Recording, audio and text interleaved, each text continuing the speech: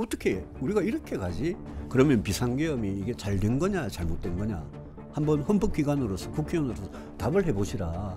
이게 내란이냐 아니냐. 군과 경찰을 동원해 가지고 국회의 그 의결을 막으려고 그러고 선관위 가지고 서버를 탈취하려고 그랬던 게 이게 내란이냐 아니냐 한번 답을 해보시라. 이 질문을 그분들한테 드리고 싶어요. 그분들도 속으로는 제가 이야기한 이 질문들에 대해서 저는 좀 찔릴 것 같아요. 저는 우리나라 보수가 이렇게 낡고 부패하고 올드한 이미지로 가면 이거는 앞으로 정당으로서 살아남을 수가 없다라는 생각이 들어서 당의 개혁을 주장을 했고, 불파분립 이게 문제가 굉장히 심각하고 부패하고 정치가 타락해 있을 때 다수에 의한 폭정이든 아니면 윤석열 대통령 개인에 의한 폭정이든 이런 폭정이 이게 국민들 삶을 이렇게 위태롭게 할 때 이럴 때는 뭘 갈아엎어야 된다 이러듯이 깨부수지 않으면 바로 세울 수 없다라는 게 불파분립이거든요. 비상계엄 이후에 우리 사회는 선거 부정을 믿는 사람, 그렇지 않은 사람, 또 비상계엄의 당위성을 인정하는 사람, 또 그렇지 않은 사람.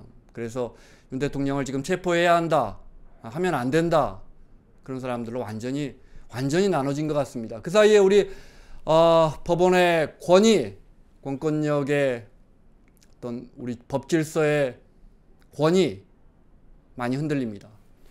오늘 3프로 스튜디오에 유승민 전 의원 나와 있습니다. 어서 오십시오. 예, 안녕하세요. 유승민입니다. 3프로 처음 나오시는 거죠? 예, 처음입니다. 아이고, 나와주셔서 고맙습니다. 모든 게 너무 신기하고 네. 바깥에 막 사람들 다니고 네. 그러니까 신기해요. 지금 계속 사진 뭐 이렇게 손 흔들어 주셔서 괜찮습니다. 예. 팬분이 계속 책을 한 권 들고 서 계세요. 예. 의원님 책인가요? 예, 제가 쓴 책을 저 들고 있어가지고 너무 아이고, 고맙고. 네. 예. 아이고야, 정말 계속 서서 응원하고 계십니다. 예. 네. 무거운 주제 이야기를 많이 해야 되는데, 네. 당장 오늘 경호처장이 경찰에 출석해서 대통령 신분에 맞는 수사를 해달라. 예. 국격에 맞지 않다. 예. 아마 체포영장 이야기를 하는 것 같습니다. 이 부분은 어떻게 보십니까? 아유, 근데 뭐 지금 상황 자체가 네. 너무 막 양진영으로 나뉘어서 진영 싸움으로 거의 변질되고 있는 것 같아서 네. 체포영장 부분도 저는 그건 법과 원칙대로 생각하면 되는 문제라고 생각합니다. 네. 왜냐하면 수사에 계속 불응했기 때문에 네. 법원이 어쨌든 체포영장을 발부한 거고 네. 그 법원이 발부한 체포영장에 따를 수밖에 없는 거, 그거는 뭐 모든 국민이 법 앞에 똑같은 거 아니겠습니까? 저는 대통령도 사실 자진 출석해서 수사받으면 제일 좋고 네. 체포영장엔 당연히 따라줘야 되는데 지금 버티고 그 한남동의 관저를 완전 요새화해가지고 버티기도 하고 그 앞에서 지지자들하고 또 반대자들하고 시위를 하고 충돌을 하고 또 같은 국가기관인 뭐 공수처나 경찰하고 경호처가 이렇게 충돌하는 이런 모습이 이건 너무 나라를 도대체 어디로 끌고 가느냐 이런 걱정이 굉장히 많습니다. 저 당초에 계엄과 그죠? 비상계엄과 그다음에 실패한 내란 이렇게 해가지고 탄핵까지 간 건데 그 이후에는 굉장히 법과 원칙에 따라서 질서 있게 이걸 수습을 해야 되는데 이렇게 진영 싸움, 패싸움으로 국민들을 편을 갈라가지고 대치하는 이 모습은 너무 지금 걱정이 많습니다. 그러니까 중요한 건 진짜 뭐 지금 체포하느냐 마느냐보다 더 중요하게 느껴지는 게 온 국민이 그냥 너무 분열되고 나눠지고. 그렇습니다. 지하철에서 그냥 싸운다는 거 아니에요? 예. 네. 예. 지하철에서 싸울 뿐만 아니라 뭐 어디 뭐 식당이고 술집이고 네. 정치 이야기 나오면 지금 탄핵 찬성파하고 반대파하고 아버지하고 딸하고 밥 먹다가 예. 이거는 우리가 지금 이렇게 표로 나누어 가지고 편을 갈라 싸우기 시작하면 가장 큰 문제가 뭐냐 하면 대한민국이라는 나라가 있고 공동체가 있는데 이 공동체를 위해서 옳고 그런 게 있지 않겠습니까? 네. 그게 우리 헌법이고 법률이고 우리가 추구하는 가치가 있단 말입니다. 그런데 그 옳고 그런 게 없어지고 기준이 바뀌는 거죠. 옳고 그름의 기준이 내 편이면 옳고 내 편이 아니고 적이다. 상대방이면 무조건 나쁘다. 이런 기준으로 이게 변질이 돼버려 가지고 저는 이번 사태가 이런 식으로 만약 가면 이거는 정말 나라 앞날이 큰일이다. 그래서 어떤 의미에서는 이런 게 있는 것 같아요. 비상계엄하고 실패한 내란 다 잘못됐는데 보수 우파라는 그분들은 이재명 대표가 하고 있는 민주당 좌파 진영에서는 잘못한 거 하나도 인정 안 하는데 우리는 왜 다 인정해야 되느냐 약간 네. 그런 데서 촉발돼 가지고 네. 윤 대통령까지 버티니까 막 결집해 가지고 이러는 부분이 있는 것 같은데 그거는 저는 나라가 옳은 방향으로 가는 건 아니고 그렇게 계속하면 저는 우리 나라를 보는 세계의 시선, 네. 투자자들의 시선 이런 게 굉장히 걱정이 됩니다. 저쪽에서는 이제 헌재의 시간표는 지나가고 이제 시간표대로 가고 있고 예. 내란 수사를 받지 않겠다는 건 아니고 예. 굳이 구속 상태로 해야 하느냐, 예. 체포에 가야 하느냐. 예. 뭐 일견 타당한 이야기라고 생각되는데 만약 윤 대통령이 자 그러면 내가 며칠 날 출석해서 조사를 받겠습니다 이렇게 네. 날짜라도 하나 제시해주면 물론입니다. 그게 자진 출석의 한 방법이죠. 네. 그렇게 당연히 해주셨어야 되죠. 그런데 그렇게 안 하시고 버티잖아요. 그러면서 지금 뭐 법원에서 기소를 하거나 구속영장을 차라리 발부하면 내가 네. 가서 그것도 법원을 가려가면서 가서 심사에 응하겠다 이렇게 나오고 있는 거는 저는 그거는 정말 잘못된 것 같아요. 왜냐하면 지금 비상계엄과 그 내란 시도에 대통령의 그 부하였던 사람들 있지 않습니까? 네. 법적으로 네. 중요 임무 종사자라는 사람들, 네. 그 사람들 다 지금 구속돼가 기소되고 있거든요. 그리고 어떻게 보면 자기 부하들은 다 자기 명령에 네. 따라서 그 죄 때문에 구속되고 기소됐는데 그 우두머리가 대통령이 저런 식으로 버티는 거는 저는 말이 안 되는 것 같아요. 근데 제가요, 이 문제는 제가 헌법과 법률을 위배해서 발생한 문제이기 때문에 이 윤석열 대통령을 죄를 묻는 거, 단죄하는 거는 이거는 철저하게 헌법과 법률에 따라 이루어져야 된다고 제가 여러 번 강조를 했습니다. 네. 왜 그러냐면 그렇게 하지 않으면 국민들이 불복을 해요. 지지자들이 승복을 못 해요. 그래서 제가 헌법재판소든 공수처든 누구든 절대 허점을 남기지 마라. 그런데 어떻게 보면 이재명 대표의 민주당이 특히 이재명 대표가 너무 막 뭐라 그럴까요? 급하게 먹으려다가 체한 것 같은 지금 국면을 오히려 더 악화시킨 것 같아요. 예컨대 헌법재판소하고 민주당 그 소추인단이 그 사람들이 그 내란죄를 네. 탄핵 사유에서 제외를 한다거나 뭐 이상식 의원이 그 경찰 국수본하고 무슨 메신저 역할을 한다거나 뭐 이런 몇 가지들이 있었어요. 또 특히 한덕수 대행 그 탄핵한 거, 네. 그거 좀 너무 서둘렀다고 생각하거든요. 그 이후에 최상목 권한대행도 뭐 탄핵을 하느냐 고발을 하느냐 이런 부분들, 그런 부분들이 하루빨리 탄핵을 해서 대통령을 파면을 해가지고 그럼 당연히 2개월 후에 조기 대선이잖아요.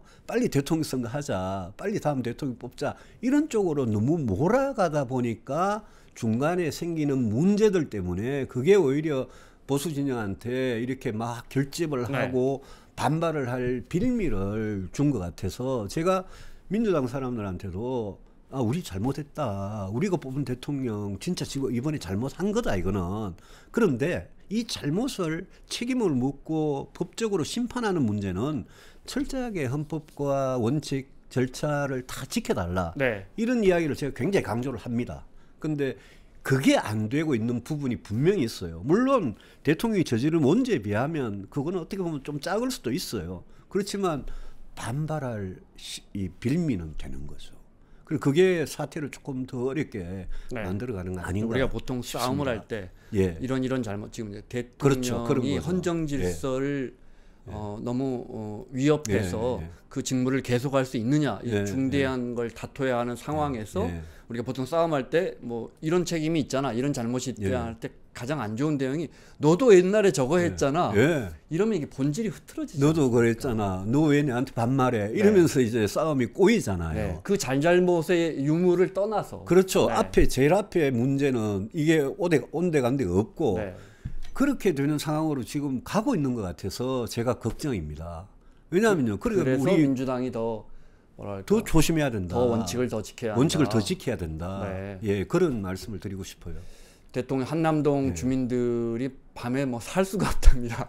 그 부분에요. 그 네. 부분에 식당 하시는 분들 네. 예약 취소 다 되고 난리 났습니다. 그 이제 위쪽 관저 쪽이 이제 탄핵을 반대하시는 예. 이제 탄핵에 찬성하는 주로 젊은층 예. 시민들은 이제 한남대교 쪽에 이렇게 예. 몰려가고 있는데 저는 보다 무슨 생각이냐면 정광훈 목사 이야기를 좀 하려고. 예. 예전에 정광훈 목사 그 제일사랑교회 그 재개발 때문에 예.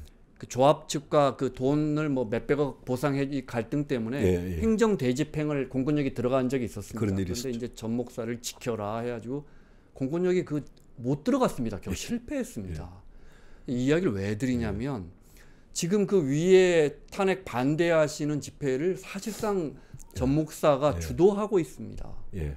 대통령의 체포를 막는. 예. 저는 그 장면이 그 과거에 좀 오버랩이 되죠. 너무 떠올랐거든요. 그런데 정치인들 중에 네. 체포영장이 발부돼 가지고 뭐 집에서건 당사에서건 어디서 막 이렇게 버티고 네. 또 누가 지지자들이나 당원들이 그걸 막고 그래가지고 체포영장을 집행을 못하는 전례가 조금 있긴 해요. 근데 지금 윤석열 대통령 버티는 저 모습은 전 세계가 실시간 중계로 보고 있지 않습니까? 네. 저 모습은 저는 너무 안 좋은 것 같아요. 우리나라에. 그 뭐 니 편 내 편을 떠나서 전 세계가 지켜보고 있는데 한국은 법 집행을 저런 식으로 하냐. 그래서 저는 이번에 보면서 체포영장 이거 하면서 많이 하나라도 우리 경찰하고 공수처 사람들하고 그리고 그 맡고 있는 경호처 경호원들 있잖아요. 이 사이에 물리적인 충돌 같은 게 발생해 가지고 네. 만약 불상사라도 일어나면 그 도대체 누구 책임입니까? 그건 버틴 윤석열 대통령 책임이잖아요. 그렇지 않습니까? 그래서 저는 이 문제는 제발 지금부터라도 시간이 걸리더라도 하나하나 순리와 원칙대로 풀어나가자. 예를 들면 공수처의 수사권이 없다라고 윤석열 대통령 측에서 이야기를 하는데 그럼 공수처의 수사권이 없으면 수사권은 누구한테 있느냐. 내란죄 수사권은 막 보니까 옛날에 우리 검경 수사권 분리할 때 법이 막 급하게 바뀌어가지고 공수처에도 없고 검찰에도 이 수사권이 없네? 그러면 이 도대체 붕 뜬 이 수사권은 누구한테 있는 거냐. 지금 경찰에 있어요 그게. 네. 그래서 저는 영장을 청구하는 거는 검사밖에 할 수가 없어요. 헌법에. 그다음에 기소를 하는 것도 검사가 할 수밖에 없어요. 근데 수사를 하는 거는 경찰한테 있기 때문에 그러면 수사는 경찰이 해라. 그러면 윤석열 대통령께서 뭐 막 버티고 뭐 트집 잡아가지고 안 나오고 이런 거 못 할 거예요. 그런 거 하나하나를. 그다음에 헌법재판소도 내란죄가 탄핵소추 사유의 1번이었거든요. 근데 내란죄를 만약 빼버리면 그러면 지지자들이 오른쪽 지지자들이 그거는 진짜 납득을 못해요. 아니 당신들이 한 달 내내 윤석열은 내란 수괴 그다음에 국민의힘은 내란 옹호당 이렇게 해가지고 막 비난해놓고 인지 와가지고 탄핵 심판 시작하려고 그러니까 내란죄를 여기서 빼? 그럼 뭐냐 이게.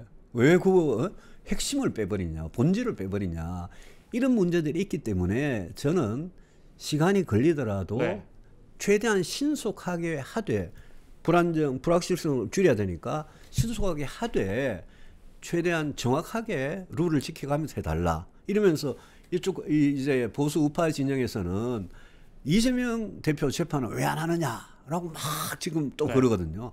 그거는 그것대로 법원이 최대한 신속하게 하고 헌법재판소는 하고 지금은 경찰이든 누구든 각자 자기가 맡은 법적인 직무에 따라 가지고 각자 역할을 성실하게 하면 되는 거예요. 거기서 제발 좀 뭔가 심각한 오류를 절대 좀 남기지 마라. 그 말씀을 드리는 거죠. 네, 그 말씀을 하셔서 여쭤보는 겁니다. 그 박근혜 대통령 탄핵할 당시에 소추위원장이 권성동 의원이었잖아요. 권 의원이 당시에도 똑같이 헌재에서 그 기업들의 뇌물죄 유무 여부를 시간이 없으니까 빨리 진행해야 되니까 그걸 가리지 말아달라고 왜 그러는지 설명한 손석희 앵커와 대담하는 영상이 굉장히 많이 온라인에 올라와 있습니다. 그때와 상황은 똑같은 것 같아요. 그러니까 헌재라는 것은 이 사람이 대통령 직무를 할 수 있을 만큼 헌정 질서를 어지럽혔느냐 아니냐 이걸 따지는 거지 실정법의 유무죄를 따지는 게 아니기 때문에 그건 지금 따져주시지 마세요라고 민주당이 요청한 거예요. 그 말씀도 맞아요. 왜냐하면 헌법재판소 하는 거는 이 사람이 잘못을 저질렀는지 그래서 파면을 당해야 되는지 직무를 그만두게 해야 되는지 요거를 판단하는 거고 이 사람이 몇 년형을 받아야 되는지 감옥에 몇 년이 있어야 되는지 이거는 이제 재판으로 가는 거거든요. 그래서 박근혜 대통령 탄핵 때도 그 안에 뇌물죄, 광유죄 같은 게 탄핵 심판의 사유 안에 있었습니다. 그러나 박근혜 대통령 때는 최순실이라는 사람하고 그때 K스포츠 미러 이런 거 하면서 네. 국정농단이라는 게 그 모든 탄핵 사유의 으뜸이었습니다. 국정농단이라는 게 뭐가 국정농단이냐, 뭐 법적으로 따지면 좀 애매한 부분이 네. 있지만 어쨌든 헌법을 유린하는 만큼 대통령으로서 성실하게 직무를 수행 못한 국정농단을 했다. 요게 이제 핵심이었는데, 이번에 사태는 윤석열 대통령의 가장 큰 잘못은 비상계엄, 반헌법적인 비상계엄과 내란이었거든요. 반헌법적인 비상계엄과 내란이라는 거는 이거는 한 몸통이에요, 이게. 그게 만약 내란이 없었으면 그냥 비상계엄 선포만 했다가 국회가 해제 의결 하니까 나는 군과 경찰 투입 안 하고, 만약 그랬으면 이게 탄핵 사유가 되느냐, 이 문제가 있거든요. 그래서 그때 하고 비교를 해서 군성동 우리 원내대표가 8년 전인가요? 그때 탄핵소추위원장 할 때 그 사람이 했던 말을 가지고 민주당이 반박을 하는데 그게 일리는 있지만 100% 맞는 말은 아니고, 국민들이 이런 걸 볼 때는 뭐라 그럴까요? 본질을, 핵심을 봐야 된다. 이번에는 내란이 핵심이다. 그러니까 내란이 핵심인데 어떻게 내란에 관한 판단을 헌재가 어느 정도는 해야 이게 탄핵 심판에서 인용을 하든 뭘 하든 할 거다, 그런 말씀이죠. 예. 앞서 이제 그 한남동 앞에 시위 정광훈 목사까지 말씀을 드렸었는데, 거기 또 이제 저 체포를 막기 위해서 국민의힘 의원분들이 44분이 이제 그 앞에 가셨던 그걸 보셨을 거고요. 이런 게 참 궁금합니다. 그러니까 이제 정치란 표를 얻기 위한 거고, 권력을 얻기 위한, 정권을 잡기 위해서 하는 거고, 국민의 마음을 사야 하는 거 아닙니까? 그렇습니다. 그러면 이제 이런 상황에서 대통령이 이런 큰 이벤트를 사고를 쳐놨는데, 집권 여당에서는 그럼 이게 지금 더 이 반대 방향으로 힘이 쏠려야 하는데 왜 갑자기, 전 사실 정말 이해가 안 되거든요. 저도 이 정광훈 목사 쪽으로 이렇게 확 쏠릴까? 제가 그 기간 우리 저 탄핵 소추 의결할 때 12월 14일 날 반대표 던진 국민의힘 의원들이 85명이나 되잖아요. 108명 중에 85명이면 무지 높은 퍼센트 아닙니까? 근데 그분들의 마음과 지금 아마 지금 한남동 그 달려간 우리 국회의원들 44명, 45명이니까 그분들 마음이 이제 거의 비슷한 맥락인데, 첫째 하나는 그 사람들은 우리 국민의힘 지지층하고 우리 당원들만 생각하는 경향이 있어요. 분명히. 왜냐하면 우리 지금 여론조사 보면, 뭐 제가 구체적 수치 이야기는 안 하겠습니다만, 최근에 굉장히 놀라는 게 전반적인 전체 국민으로 따져보면 탄핵해야 된다, 이거는 내란이다, 비상계엄 잘못했다, 이 여론이 아직까지는 굉장히 높아요. 분명히 높습니다. 분명히 높죠. 근데 국민의힘 지지층만 가지고 탄핵에 반대하냐 찬성하냐 이러면 반대가 높고, 내란죄 아니다가 높고, 절대 체포 영장 집행하면 안 된다가 높고, 이런 거거든요. 그러니까 이제 국민의힘 의원들 입장에서는 그 사람들 목소리만 일단 듣고요. 두 번째는 정광훈 목사님이나 아니면 극우 유튜버들 있잖아요. 그분들이 막 몰아가는 게 있어요. 그럼 거기에 이제 그분들 막 육두문자 넣어서 막 야단을 칩니다. 여당 의원들을. 그러면 윤석열 대통령도 맨날 그거 유튜브 많이 보셨다 그러잖아요. 근데 우리 의원들도 그 사람들 논리에 따라가는 게 있어요. 근데 제 같은 경우에는 그러니까 국민의힘에 몸담고 있으면서 지금 그런 상황이 얼마나 뭐랄까요, 굉장히 뭐 곤혹스럽다 그럴까. 어떻게 우리가 이렇게 가지? 제가 그 의원님들한테 물어보고 싶은 게 이런 겁니다. 그러면 비상계엄이 이게 잘 된 거냐 잘못된 거냐, 한번 헌법기관으로서 국회의원으로서 답을 해보시라. 이게 내란이냐 아니냐, 군과 경찰을 동원해가지고 국회의 그 의결을 막으려고 그러고 선관위 가가지고 서버를 탈취하려고 그랬던 게 이게 내란이냐 아니냐, 한번 답을 해보시라. 그리고 탄핵 진짜 이거 반대하냐, 탄핵 이거 할 게 아니라고 생각하냐, 이 질문을 그분들한테 드리고 싶어요. 그분들도 속으로는 제가 이야기한 이 질문들에 대해서 저는 좀 찔릴 것 같아요. 근데 겉으로는 지금 행동을 그렇게 하고 있지 않습니까? 만약 총선이 몇 달 앞에 다가왔다 이러면 그분들 안 그럴 것 같아요. 근데 이렇게 갈 경우에 그럼 국민의힘 입장에서, 보수 정치, 보수 정당 입장에서 가장 큰 문제는 뭐냐 하면 중도층을 잃는다는 겁니다. 지금요, 갑자기 보수가 결집해가지고 탄핵 반대 여론 내란 아니다 그러고 윤석열 대통령 보호해야 된다 그러고 이런 여론이 높아지니까 윤석열 대통령이 좀 약간 기운을 얻은 것 같아요. 근데 이재명 대표도 지금 이 국면을, 이 상황을 되게 좀 좋아하는 것 같은 게요. 중도층의 표심을 보면 네. 중도는 지금 국민의힘이 하고 있는 거기에 그 행동에 찬성을 전혀 못 해주거든요.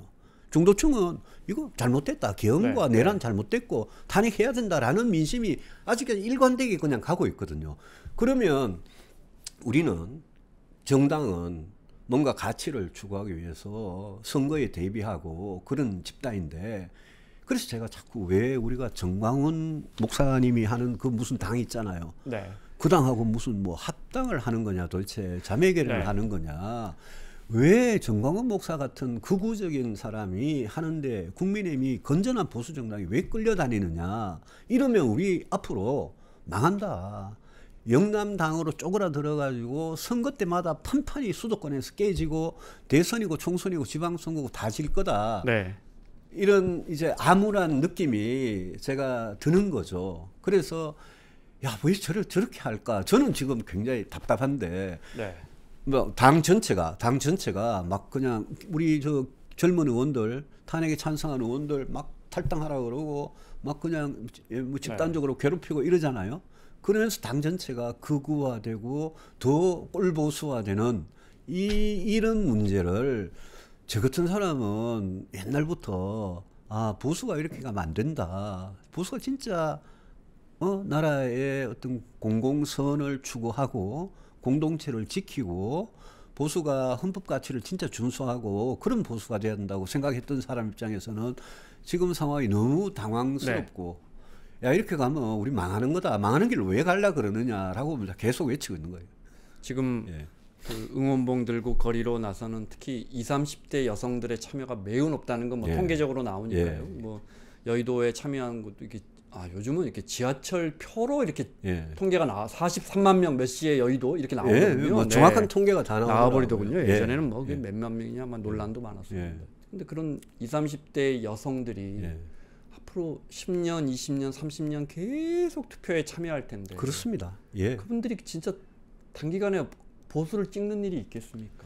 지금 이 앞에도 20, 30대 여성들 무지 네. 많이 지나가시면서 사진 찍고 이러시는데 저는 옛날부터 중수청이라고 그랬습니다. 보수가 앞으로 진짜 나라를 책임지는 네. 그런 일하는 기회를 갖기 위해서는 중도층, 수도권, 청년층 이분들이 마음을 얻어야 된다. 근데 젊은 층에 대해서는 이 지난 대선 때 보면 우리가 2대남 이래가지고 네. 20대 30대 남성한테 좀 집중했던 경향이 있잖아요. 네. 그래도 근데 거기서 좀 표를 받았습니다. 표를 좀 네. 받고 예, 이준석 의원이 막 이렇게 그때 그런 식으로 선거 전략을 폈는데 그 전략을 가지고 표를 좀 얻었으니까 잘 됐다라고 생각하면 저는 착각이라고 보는데 네. 20대 30대 여성들이 그동안의 오래된 어떤 여러 가지 차별이나 어떤 직장 내 문제나 여러 가지 안전의 문제나 생명의 문제나 이런 문제에 대해서 굉장히 민감하고 이분들이 투표장에 굉장히 열심히 나오시고 이번에 여의도에서 봤잖아요. 응원봉 들고 나오는데 네. 거기 뭐 이렇게 나온 인구의 피라미드를 보면 이 여성 쪽이 젊은 여성 쪽이 이렇게 커요. 네. 월등히 그 많습니다. 월등히 높잖아요. 그 우리가 대중 정당이에요. 우리는 일반적인 평균적인 국민들의 지지를 받아야 경쟁력을 갖는 정당이거든. 민주당도 마찬가지예요. 그런 정당이 어떻게 젊은 층 중에 여성 남녀 딱 갈라치기 해가지고 우리는 남성표만 딱 노리는 그런 쪽으로 저는 가는 건 맞지 않다고 봅니다. 네. 권양세 비대위원장 물론이고 권성동 원내대표나 수많은 중진 의원들 지금 국민의힘을 이끌고 있는 네. 우리가 지금 대통령을 지키기 위해서 한남동으로 가자 이렇게 말씀하시는 중진 의원들 저는 그건 지금 말씀하시는 거 다 알고 있을 거라고 생각합니다. 예를 들어 저처럼 정치를 모르는 사람이 봐도 큰 선거 있을 때마다 여야 김종인 의원이 예를 들어 당을 8번인가 바꾸셨다면서요. 네. 가서 하신 일이 사실은 보면 보수 정당 가서 진보 정책 내고 진보 정당 가서 보수 정책 내서 표를 끌어오는 게 그분이 지난 3, 40년 동안 해오신 거 그렇죠. 아닌가요? 그러니까 그렇죠. 선거만 되면 그분 모셔서 전면에 다 내세우고 중도층 마음을 얻기 위한 전략이죠. 예. 모르는 정치인이 있나요? 그런데 그 네. 사람들은 왜 그러냐? 여기에 한 가지 저도 의문이 드는 게요. 방금 이제 뭐 권성동, 권영세 네. 의원이 다 알면서 이러는 거다라고 말씀하신 게 어느 정도 뭐 사실일 수도 있고요. 근데 거기에 이제 이런 게 있어요. 의원들하고 우리 지지자나 일반 시민들, 당원들하고 생각이 좀 다른 부분이 있습니다. 의원들은 당의 권력을 잡고 다음 총선에서 자기가 살아남는 게 굉장히 일단 1차적으로 중요한 사람들이에요. 근데 정치를 안 하는 일반 보수 지지 시민들, 네. 우리 당원들 이런 분들은 가장 큰 게 뭐냐 하면요. 지금 가장 큰 게 뭐냐 하면 이재명 포비아입니다.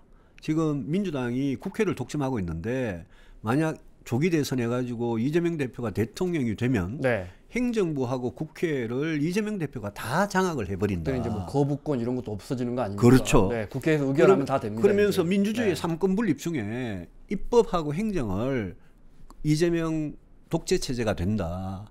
그러면 나라가 어디로 가겠냐에 관한 걱정이 있는 분들이 있어서 그분들은 이재명이 대통령이 되면 안 된다라는 생각이 굉장히 강하세요. 그렇기 때문에 그분들은 정권 뺏기면 안 된다는 공포, 네. 두려움 이런 거는 굉장히 크세요. 근데 우리 의원님들은 전략을 어떻게 보면 정치 일선에서 그거를 하는 분들인데 이분들은 그런 마음이 정권 뺏기면 안 된다라는 그런 마음이 진짜 우리 당원들이나 시민들만큼 절박하냐에 대해서 저는 의문이 있습니다. 절박하지 않기 때문에 지금 이상한 이런 전략을 쓰는 거 아니냐. 윤석열 대통령을 비호하고 예? 자꾸 탄핵에 대해서 부정하고 네. 내란 아니라고 부정하고 비상계엄에 대해서 자꾸 옹호하고 걸핏하면 흠집 잡아가지고 지금 네. 자꾸 뭐라 그럴까요? 지연을 시키려고 그러고 이런 거 아니냐 이런 생각이 들어요. 그리고 저는 이렇게 크게 봐서 전체적으로 봐서는 지금 의원들 생각하고 있는 게 잘못 가고 있다. 오히려 보수 내지는 중도 보수의 많은 시민들이 이재명 대통령이 되면 나라가 위험할 거다라고 생각하시는 분들의 걱정에 우리가 진짜 제대로 반응하려면 그러면 오히려 지금은 우리 반성하고 사과하고 새로운 보수의 길을 찾아야 되는데 그러려면 당연히 법을 어긴 중죄를 지은 윤석열 대통령하고는 완전히 갈라서야 된다. 절연을 해야 된다. 저는 그렇게 생각하죠. 네, 그 아직은 제 같은 사람이 소수예요. 누가 그런 말씀도 하시더라고요. 네. 그러니까, 윤 대통령의 권력은 사실상 이미 저물었는데 예. 이제 사법 처리와 헌재의 이제 판단만 남아 있는데 왜 윤 대통령을 버리지 못할까 여권이 그 배신자 프레임. 예. 어찌 보면 의원님께 좀 신뢰되는 질문일지 모르겠습니다. 예를 들어 유승민 의원 같은 경우에 이렇게 배신자라는 프레임이 되니까는 이게 이제 권력으로부터 멀어지더라.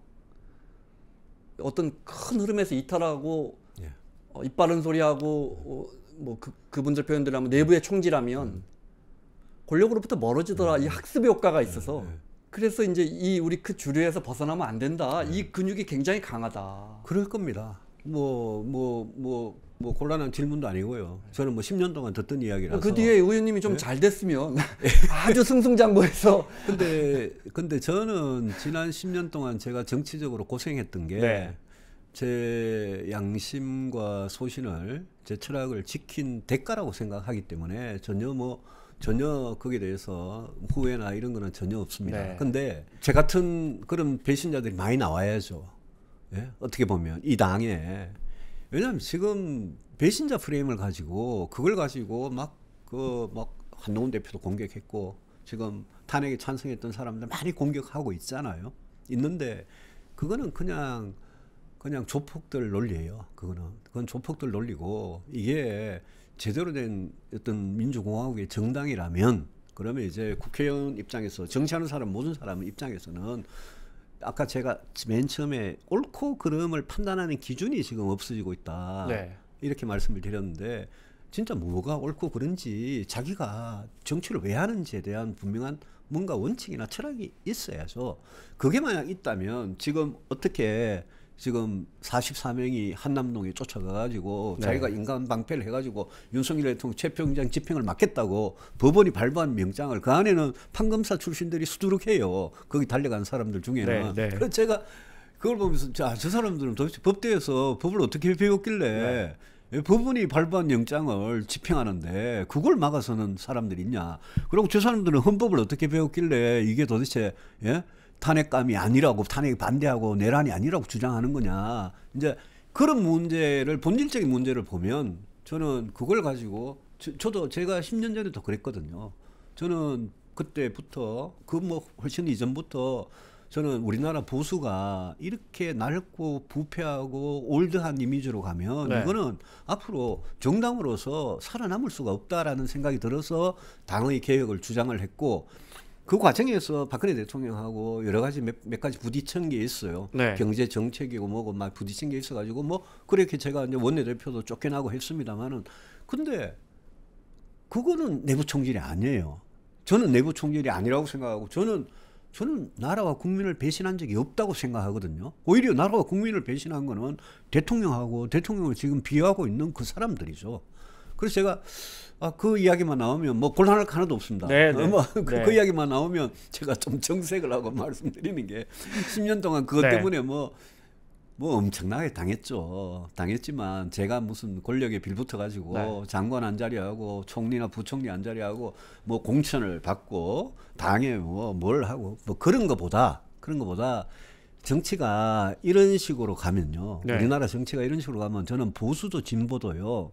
진짜 문제 많다고 생각합니다. 제가 늘 가장 잘 쓰는 한자 사자성 잘 안 씁니다만은 불파불립. 네, 네. 이게 문제가 굉장히 심각하고 부패하고 정치가 타락해 있을 때, 또 다수에 의한 폭정이든 아니면 윤석열 대통령 개인에 의한 폭정이든, 이런 폭정이 이게 국민들 삶을 이렇게 위태롭게 할 때, 네. 이럴 때는 진짜 뭐 옛날에 뭘 갈아엎어야 된다 이러듯이 깨부수지 않으면 바로 세울 수 없다라는 게 불파불립이거든요. 네, 네. 이건 진짜 한번 깨보셔야 되는데, 특히 우리 보수 정당 입장에서는 지금이야말로 8년 전에 탄핵에서도 정신 못 차리고 지금 또 정신 못 차리면, 그러면 보수 정치는 희망이 없다고 네. 보는 거죠. 예. 새로운 보수의 길 이야기하셨잖아요. 예. 이제 지금 현안은 좀 이제 넘어가서 예. 우리 보수에 대한 이야기 예. 좀 해보죠. 뭐 대한민국에서 뭐 개혁 보수다 이런 말 많이 씁니다. 예. 누구 생각나냐면 의원님 많이들 우리 국민들이 생각할 예. 겁니다. 예. 뭘 개혁? 지금 깨부셔야 할 건 깨부셔야 한다. 예. 뭘 좀 개혁하는 게 우리 보수가 가야 할 일입니까? 예를 들면 이런 겁니다. 네. 제가 늘 따뜻한 보수, 정의로운 보수 네. 이야기를 했는데, 진보는 예컨대 복지나 분배를 치중을 하고, 보수는 늘 뭐 성장 이런 데 치중을 한다 그러잖아요. 네. 근데 제가 따뜻한 보수라 그런 거는, 우리나라 양극화가 심각할 때 빈곤층, 저소득층, 비정규직 노동자의 문제, 네. 실업자의 문제, 이런 문제를 계속 사회가 방치를 해버리면 그 사회는 지탱할 수가 없습니다. 언젠가 폭동이 일어나는 거예요. 그러면 그 공동체를 안전하게 지키려면, 그러니까 내부로부터 뭔가 붕괴하지 않도록 공동체를 지키는 거, 보수는 지키는 거거든요.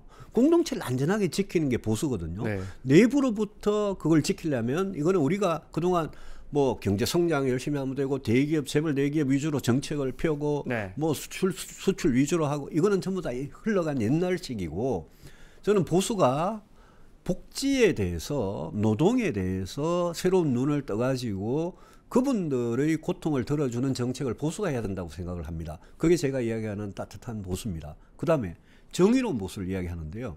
정의, 공정, 뭐 평등 이런 네. 거는 전부 다 진보의 가치라고 생각하는데, 네. 저는 천만의 말씀이라고 생각하는 게, 보수는 왜 정의로우면 안 되느냐. 이번 사태에서 이게 비상계엄이고 내란이고 잘못됐다고 생각하면, 그러면 보수 진정한 보수라면 진짜 정의롭게 일어나가지고 정의라는 가치가 민주공화국이 지켜지도록 해야 된다. 그래서 제가 아주 심플하게 이야기하면, 보수는 지키는 거다. 뭘 지키는 거냐? 좋은 걸 지키는 거다. 좋은 가치, 네. 좋은 전통, 좋은 관습 이런 걸 지키는 거다. 그러면 헌법 가치라는 거는 좋은 거기 때문에 네. 우리는 헌법을 누구보다도 헌법 가치를 잘 지키는 그 사람이 보수 정치인이 돼야 된다. 다만 우리 프랑스 대혁명 같은 걸 보면 1789년에 프랑스 대혁명이 일어나가지고 프랑스의 좋은 전통, 관습, 제도 이런 것까지도 한꺼번에 며칠 만에 다 파괴하는 모습을 보고, 뭐 이 사람 마음에 안 들면 단두대 올리고 그 다음에 또 올리고 이래가지고 자코뱅. 프랑스가 무너지는 거를 보고 영국의 에드먼드 버크라는 사람이 보수주의 창시자라는 네, 사람이 보수의 개혁에 대해서 이야기를 합니다. 보수는 어떤 마음으로 개혁을 하느냐? 보수는 아버지의 상처를 치료하는 아들의 심정으로 개혁을 한다. 그만큼 네. 개혁을 하되 굉장히 신중하고 책임감 있게 개혁이 꼭 성공을 하도록 이렇게 하는 게 그게 보수다라고 이제 보수의 뭐라 그럴까요? 태도랄까? 네, 네. 철학이랄까? 이런 걸 이야기하는데 저는 뭐 100% 동감하는 말이거든요. 저는 우리나라 보수가 네. 이제까지 그냥 자유민주주의만 부르짖고요. 반공, 예? 이것만 부르짖고 자유시장 경제만 부르짖던 보수에서 더 훨씬 더 영역을 넓혀가지고 그동안 진보나 중도에서 이야기했던 것 중에 나라의 발전을 위해서 꼭 필요한 것들, 좋은 것들 있지 않습니까? 네. 저는 그거 다 흡수하자는 생각이거든요. 그래서 저는 제가 늘 노동이나 복지에 대해서 이야기할 때는 굉장히 좀 전향적인 이야기를 많이 해왔습니다. 그거 왜 그러냐? 아, 저런 거는 다 필요한 거야. 나라 발전하려면 다 필요한 거기 때문에 보수가 저런 걸 외면해서는 안 된다라는 그런 생각을 하는 거죠. 근데 우리 보수가 그런 전통이 완전히 없었느냐 하면 과거에는 오히려 좀 있었습니다.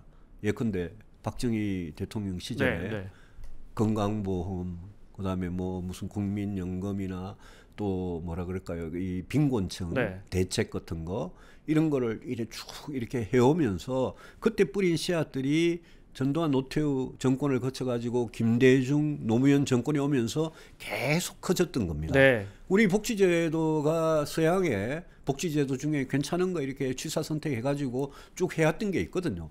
그러니까 보수도 사실은 그런 걸 해왔는데 국민들께서는 지금은 보수에 대해서 갖고 있는 이미지가 늙은 사람들 TK, PK요 쪼그라든 지역적으로 가치로는 그냥 맨날 자유만 이야기하는데 진짜 자유 안 지켜주더라 이러면서 우리 보수를 굉장히 이렇게 좁게 국민들께서 보시는 거예요. 네.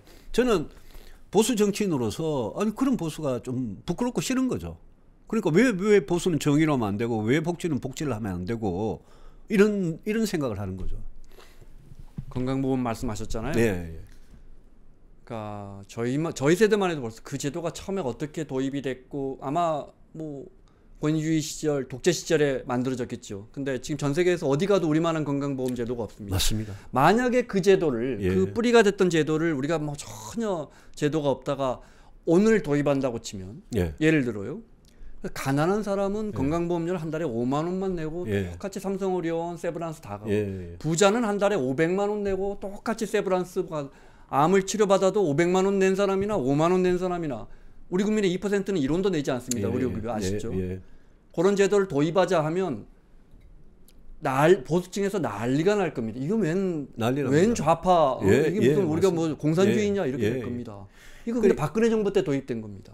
그래서 우리나라의 뭐 건강의료보험이나 국민연금이나 기초연금이나 이런 모든 지금 있는 복지제도들이 사실은 역대 보수 정권하고 진보 정권하고 정권이 교체는 됐지만 계속 확대 발전시켜 온 거고 저는 거기에 우리 보수 정당 선배들의 공도 상당히 있다고 생각하거든요. 우리나라 의료보험 지금 뭐 의료 사태가 이렇게 돼가지고 굉장히 가슴 아프고 환자 가족들은 지금 환자들하고 가족들은 지금 심각하잖아요. 근데 이거는 영국식도 아니고 일본식도 아니고 미국식도 아니고 우리나라만의 독특한 건강보험제도 옛날에 이제 의료보험이라는 이름으로 처음 시작해가지고 그거를 발전을 쭉 시켜왔거든요. 국민연금은 마찬가지예요. 그래서 저는 그런 거는 우리가 보수가 오히려 좀 자랑스러워해도 된다. 근데 지금 보수가 그런데 진짜 열심히 하고 있느냐? 그거는 아니죠. 지금 보수는 그런 거 자칫 잘못하면 자꾸 극우화 될수록 아까 말씀하셨듯이 그거 좌파 정책 아니냐, 진보 정책 아니냐. 옛날에 우리 선배들이 보수 선배들이 다 해오던 건데 그런 우리 스스로 약간 모순되는 이야기를 하는 거죠. 그러니까 그때 당시에 뭐 독재를 할 생각 전혀 없지만 심지어 그 권위주의 정부 시절 때도 얼마나 많은 정책들이 보수가 집권하고 있어요. 지금 맞습니다. 국민의당의 뿌리 아닙니까? 맞습니다. 예를 들어 KBS만 해도 그 가난한 시절에 어떻게 그냥 정부가 방송사를 운영하면 되지 않습니까? 국영방송 만들면 됩니다. 그런데 그렇게 하면 정부와 대항하지 못하니까 예. 권력과 대항하지 못하니까 국민들이 집집마다 예. 뭐 1,000원이라도 내서 예. 공영방송을 만들자. 그 가난하던 시절에. 맞습니다. 예, 예. 그럼 다 권위주의 시절에 보수 정부 시절에 만들어진 거거든요. 맞습니다. 그 정부가 국민 세금으로 그냥 국영방송 해가지고 얼마나 쉽습니까? 대통령 말 잘 듣고. 맞아요. 네. 컨트롤하면 네. 된다고. 안 그러고 수신료라는 거 요즘 뭐 문제가 되고 있었지만 네, 네. 수신료라는 걸 조금씩 내가지고 그 돈으로 공영방송 KBS를 한 거 아닙니까? 그거는 국민 세금으로 직접 정부가 예산으로 하는 것보다는 네. 훨씬 차원이 다른 방법이죠. 그러면 돈을 조금 내는 국민 입장에서는 왜 KBS가 왜 전도 한 편만 들으냐? 국민들이 계속 감시하고 네, 책임감 있게. 예, 네. 예. 그렇게 되는 거예요. 지금 보수에 대해서 제가 잘 이해 안 되는, 우리 국민들이 잘 이해 안 되는 것 중에 아까 말씀하신 이제 보수는 지켜야죠. 공동체의 그 좋은 예, 우리가 지금까지 쌓아온 것들을 지키는 거. 그중에 노동에 대해서 좀 예. 여쭤보겠습니다. 기업 어느 나라나 예. 보수 정부 기업 중심이고 또 진보 정부는 좀 노동자들 중심이고 해서 예. 두 날개로 날아가는 거 아닙니까? 그런데 예를 들어 우리 윤 대통령이 노동자 대표를 임기 동안 한 번도 안 만났습니다. 예, 맞습니다. 예. 현 노동부 장관께서는 예. 그 광주의 한 공장 가서 임금이 낮아서 감동받았다. 다른 대기업의 임금의 40%라서 감동받았다라는 글을 남겼어요. 네. 전 세계 어느 보수가 근로자의 임금이 낮아서 감동을 받는, 이런 건 경제학자시니까 이런 건 어떻게 보십니까? 그러니까 예컨대 그 뭐 최저임금 문제하고도 네. 직결이 되는 문제이기도 하고, 또 우리나라의 임금 수준에 대해서 보수가 이제 자꾸 문제를 삼는데, 사실은 경제 정책의 목표는, 특히 뭐 노동이나 고용 정책의 목표는 임금이 올라가고 소득이 올라가는 게 목표지, 이걸 자꾸 깎아내리는 게 목표는 아니거든요. 그런 점에서 그거는 뭐 좀 뭐라 그럴까요? 우리나라가 저임금 상태에서 고임금 상태로 가면서 네. 그것 때문에 우리 기업들이 경쟁력이 낮아졌다라는 아주 좁은 사고에. 7, 80년대 사실 우리 인건비가 중요했습니다. 인건비가 중요했죠. 네, 지금은 우리 산업의 수준이 네. 인건비만 가지고 네. 먹고 사는 수준이 아니거든요. 우리가 뭐 실자고 뭐 인형 수출하고 이럴 때는 인건비가 그럴 중요했습니다. 때 아니잖아요. 지금 네. 산업은 과학기술 경쟁력과 무슨 뭐라 할까요? 이 지금 새로운 변화는 네. 이런 4차 산업혁명 시대에 우리가 얼마나 앞서갈 거냐, 중국의 추격을 어떻게 따돌릴 거냐. 중국의 추격을 따돌리는데 우리가 그러면 임금만 낮추면 추격이 따돌려집니까? 반도체나 뭐 전지나 이런 데서 자동차나 그게 안 되잖아요. 그래서 그건 굉장히 편협한 시각이고, 또 노동 문제 말씀하시니까 우리나라는 정규직과 비정규직, 대기업과 중소기업 사이에 임금 격차나 처우의 격차나 아니면 사내 복지의 격차 같은 게 진짜 심각하게 격차가 크거든요. 우리 양극화 중에 아마 제일 심각한 양극화 중에 하나가 노동시장의 이중구조일 겁니다. 네. 그 문제를 가지고 보수가 어떻게 할 거냐. 그러면 그 격차의 문제를 가지고 보수가 우리가 저걸 해결하기 위한 무슨 정책을 좀 내놓자, 제대로 네. 해법을. 저는 그렇게 하는 게 왜 보수는 그런 거 하면 안 되냐. 그거는 맨날 민주당이 전유물이고 진보당의 전유물이냐. 네. 우리 그렇게 생각하는 거는 진짜 편협한 시각이에요. 네. 경제를 좀 여쭤보겠습니다. 네네. 우리 정치권에서 뭐 경제를 전공하셨고 KDI에 오래 계셨고, 일단 이건 뭐 정치 질문도 될 수 있겠습니다. 예. 최상목 대행 시스템에 대해서는 지금 어떻게 평가하십니까? 언론 보도된 것만 보면 일단 이 시스템대로 가고 힘을 실어주자 이런 입장이신 것 같아요. 저는 윤석열 대통령이 직무정지가 되고, 네. 그리고 한덕수 총리 권한대행, 한덕수 권한대행을 탄핵할 때 민주당 보고 너무 서두른다, 너무 빠르다. 한덕수까지 탄핵을 하면 네.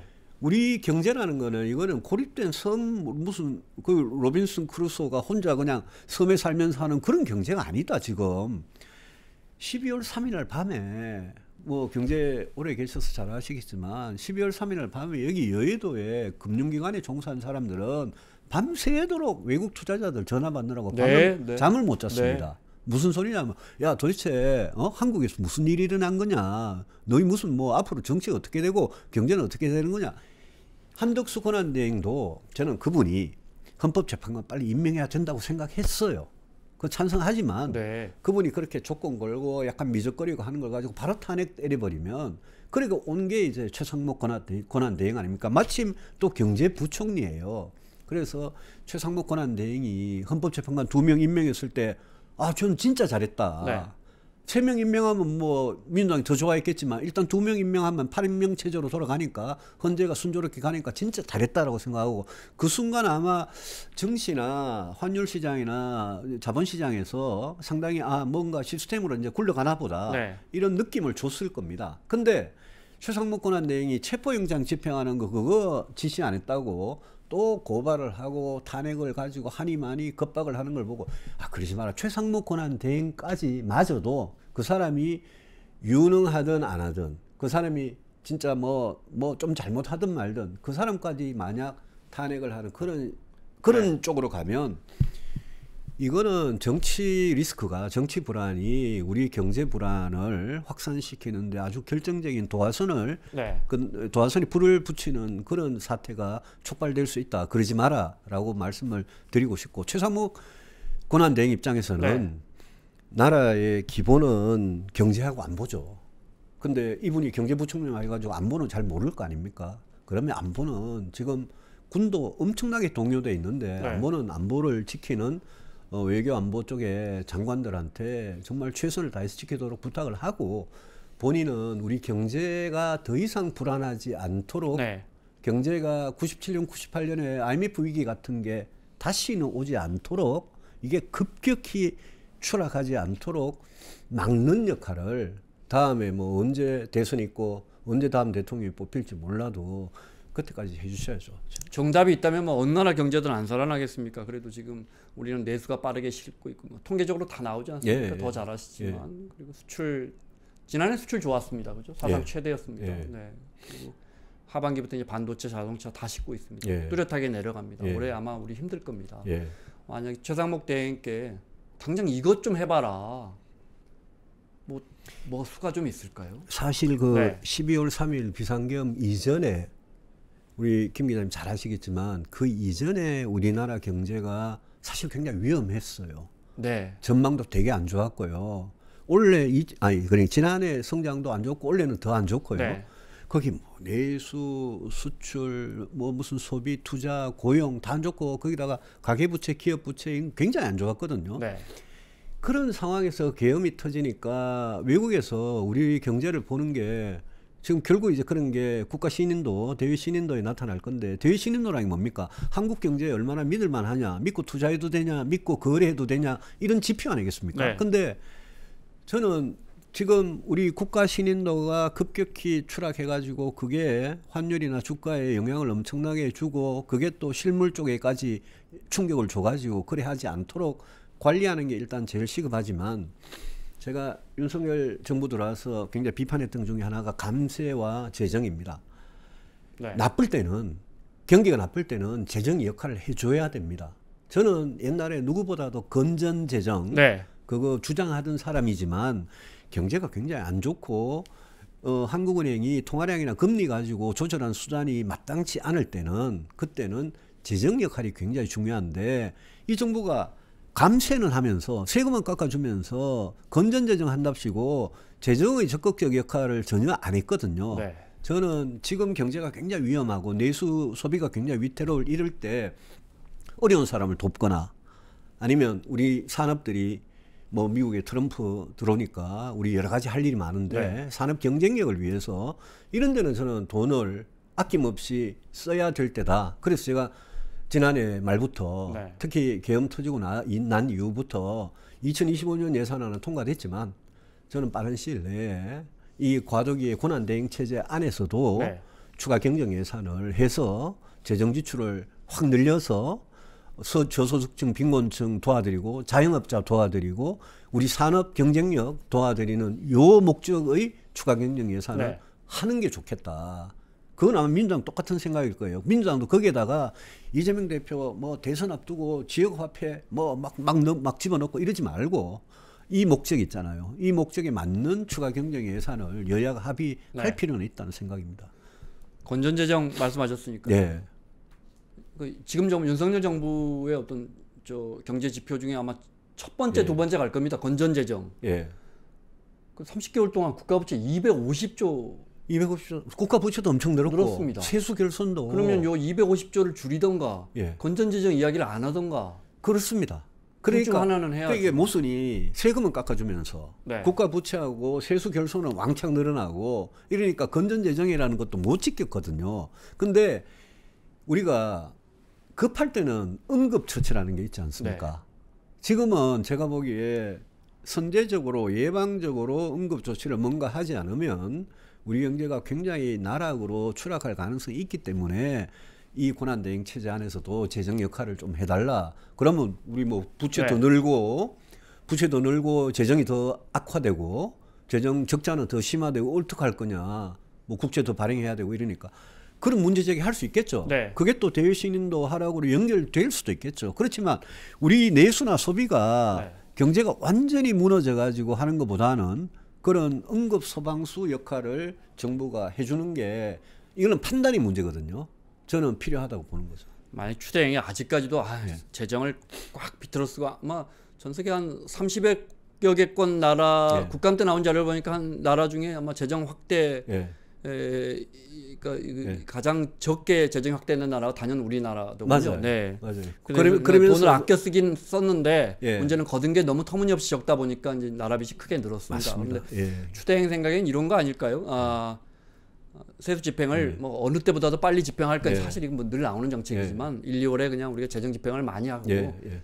그 다음에 나라 돈 부족한 건 이제 저 같은 사람들은 물러나고 다음 정권이나 다음 정부가 해야지. 내가 지금 이거 뭐 12월에 정부가 만든 재정을 1월에 와서 아이고 부족하겠습니다라고 이거 고백해야 되는 거잖아요. 그거는 이제 그냥 뭐라 그럴까 약간의 민망함, 곤혹스러움 정도의 문제고 네. 만약 판단을 한국은행 총재나 우리 저 최상무 권한대행이나 지금 네. 판단을 이거는 경제가 굉장히 안 좋은 사이클로 들어간다라고 판단을 하면 네. 1, 2분기에 원래 예산을 뭐 앞당겨 쓰고 많이 쓰고 이 정도로 안 된다라는 판단이 문제예요. 그런 판단이 들면 네. 저는 선제적으로 하는 게 옳다고 생각해요. 근데 이제 어떻게 보면 그보다 훨씬 더 좀 펀더멘탈하고 중요한 거는 결국은 우리 산업과 기업의 경쟁력의 문제겠죠. 그게 네. 뭐 저는 뭐 주가나 우리 또 여러 가지 성장이나 이런 모든 문제는 결국은 제일 밑에 근본은 이 우리 산업과 기업의 경쟁력이다. 네. 그런 차원에서 그동안 굉장히 심각했다. 그리고 앞으로도 심각할 거다. 특히 중국하고 이 경쟁, 미국의 보호주의 이런 거 생각하면 그게 이제 그걸 앞으로 우리 그 기업들이 우리 정부가 어떻게 해결하느냐 이게 제일 키라고 생각합니다. 미국을 우리가 자유시장 경제의 무슨 모델 같이 생각하잖아요. 네. 근데 미국이야말로 국가 연구개발 R&D나 국가가 리스크가 있는 부분에 민간보다 훨씬 앞에 들어가 투자해가지고 하는 그 부분이 진짜 발달해가지고 미국의 산업 정책을 볼 필요가 있다. 네. 그게 미국의 나사나 미국의 DARPA라고 있습니다. 우리 같은 방위 사업청 같은 건데 미국의 또 NIH 같은데 바이오 쪽에 신약 개발하고 이런 거. 미국은 국가가 나서가지고 국민의 세금으로 리스크가 커서 민간이 덤비지 못하는 그런 분야에 투자를 해가지고 거기에서 파생되는 기술이 상업화돼가지고 나온 게 애플이고 아이폰이고 인터넷이고 GPS고 전기자동차고 자율주행 자동차고 인공위성이고 전부 이런 거거든요. 네. 미국이 그런 점에서 세계 탑입니다.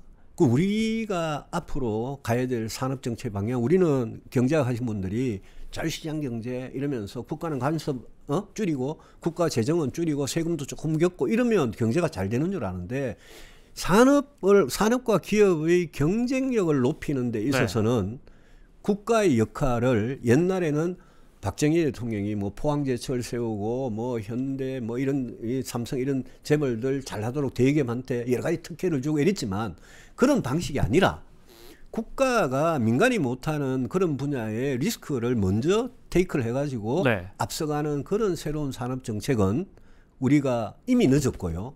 당연히 해야 되고 그거를 어떻게 보면 미국에 이어서 가장 잘하고 있는 나라가 중국이에요.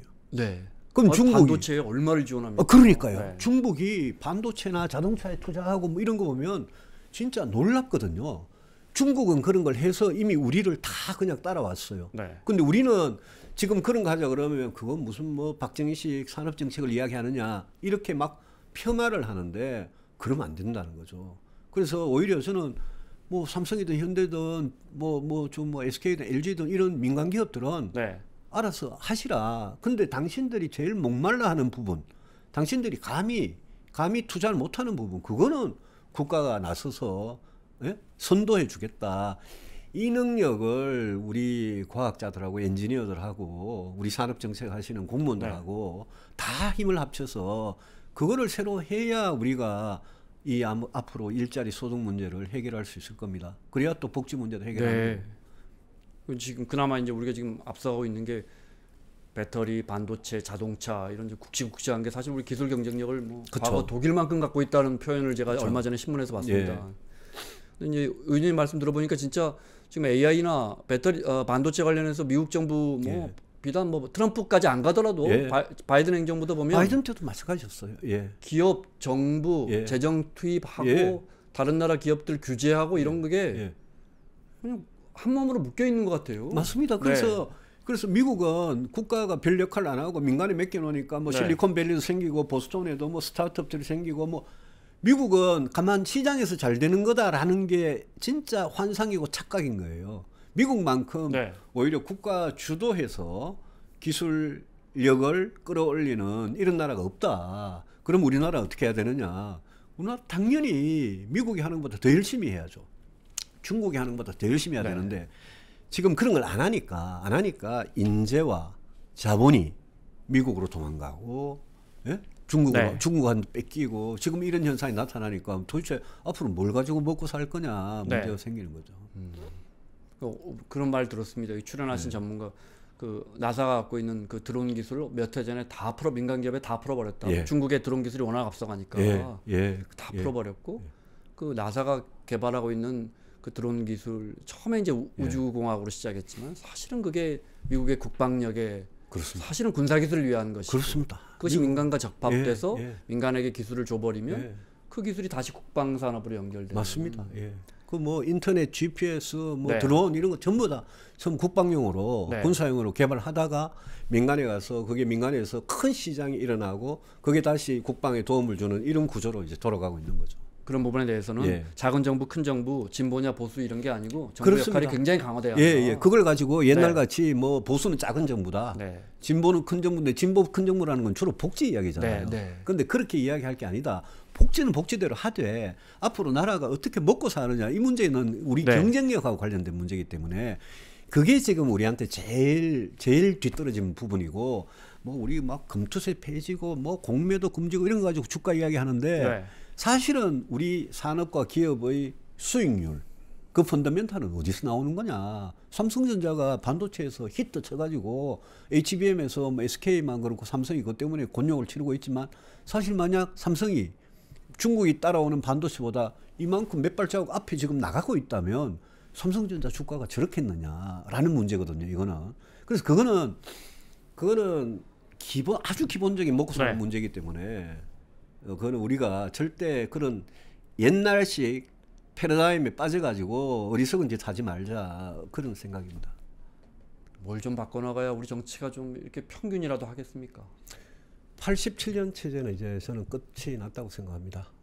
이 5년 단임 중요한 게 아니라 대통령이 되면 모든 걸 승자 독식으로 다 가져가고 거기에서 나타나는 온갖 부패와 타락과 폭정 이게 계속 반복이 돼가지고 정치는 점점 더 양극화되고 뭐라 그럴까요? 공존하고 미래를 위해 합의의 정치를 하고 이런 거는 완전히 그냥 사라져버리고 중간에서 건전한 상식을 가진 많은 국민들, 정치인들은 뭐 좌절하고 어디 뭐 힘을 쓸 수가 없는 이런 상태를 바꾸기 위해서 저는 제왕적 대통령의 권한을 줄이고 그 권력에 대해서 감시 견제하고 저는 국회도 마찬가지라고 생각합니다. 국회의 권한을 줄이고 국회도 감시 견제를 받고요.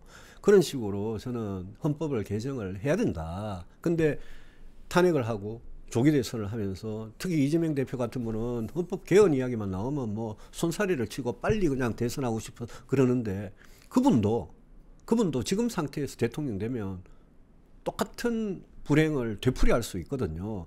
이게 우리가 2016년, 17년에 그 이후에 우리가 배우지 못한 겁니다. 그냥 문재인 정권으로 석 가버리면서 쉽게 가버리면서 아무것도 안 바뀌고 우리 권력 구조나 시스템에 아무것도 안 바뀌었기 때문에 저는 제왕적 대통령제의 이 문제점들을 좀 개혁을 꼭 하는 그런 개헌을 했으면 좋겠고 네. 또 마지막으로 소선거구제가 진짜 위험한 겁니다. 소선거구제 하에서 영남, 호남, 네. 민주당과 국민의힘 양당이 자기 딱 안방을 탁 차지하면서 다른 정당은 아예 비집고 들어갈 틈도 없이 만들고 네. 그러면서 극단적으로 서로 싸워가지고 싸우면서 서로 정치적으로 이득을 취하는 이걸 바꾸려면 저는 중대 선거구제로 바꾸는 게 굉장히 중요하고 노무현 대통령이 그러셨어요. 헌법 고치는 것보다 선거구제 바꾸는 게 자기는 더 중요하게 생각한다. 중요하다고 생각한다. 저는 그 말씀 100% 동감입니다. 제가 직접 정치를 해보니까 다당제, 연합, 연정, 연대 서로 상의하고 협력하고 합의를 해내고 이런 게 얼마나 중요하고 그런 게 없으면 정치가 지금과 같이 서로 그냥 총을 들고 죽이는 그런 정치로 가기 때문에 저는 제왕적 대통령제의 폐해를 없애고 선거구제 개편하는 게 제일 중요하다고 생각합니다. 알겠습니다. 만약에 헌재 결정으로 윤 대통령의 시간이 여기까지라면 뭐 다음 대선도 생각하고 계십니까? 제가 너무 앞서가는 질문들이나 모르겠습니다. 저는 두 번 도전을 했었고요. 네. 한 번은 뭐 기호 4번 바른정당 후보로 220만 8,770만 표 저는 그 표가 너무 귀해서 71표까지 기억하고 계십니까? 그 표가 너무 귀한 게 네. 사표 될 줄 알고 저를 찍어주신 분들이니까. 네. 그리고 바로 지난 대선에서는 경선에서 제가 윤석열 후보한 졌고요. 예, 졌고요. 홍준표 후보. 저는 제가 대통령이 돼서 나라를 위해서 일할 기회 정말 그런 걸 갖고 싶은 생각은 뭐 늘 있었어요. 이거는 이번에 탄핵 사태하고 관계없이 늘 있었고 다만 지금은 우리 당이 너무 이상한 모습으로 잘못된 길로 가고 있으니까 일단 이거부터 좀 막아야 되겠다. 그러고 나서 뭐 탄핵 여부가 결정되면 국민들께 제 생각을 말씀을 드리겠습니다.